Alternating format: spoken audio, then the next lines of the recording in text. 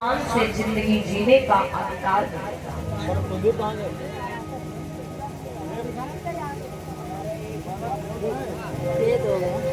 संत जी बोले हैं कि राम जी राव सतपाल।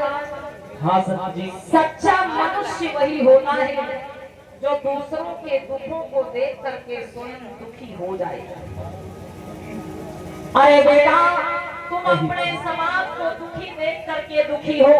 हाँ संत जी। तो मेरा अंतर मन कह रहा है कि अब उस मसीहा का जन्म होने वाला है, और उस मसीहा का जन्म कहीं और नहीं बल्कि तुम्हारे ही घर में तुम्हारी पत्नी भीमाबाई के द्वारा 14वीं संतान के रूप में होगा। बोलिए भगवान बुद्ध की।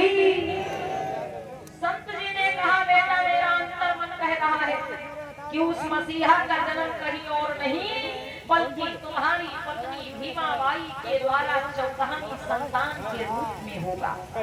तुम्हारी जो 14वीं संतान होगी वो इस समाज के लिए मसीहा कहलाएगी। जाओ बेटा, समय का इंतजार करो।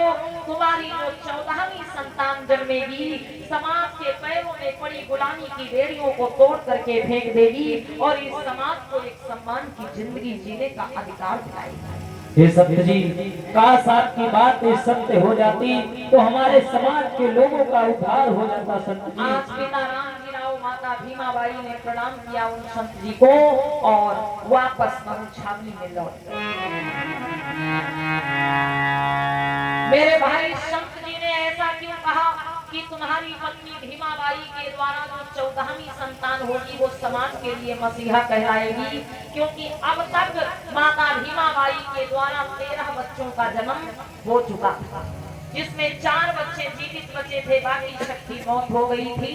माताओं बहनों, धीरे धीरे समय बीता।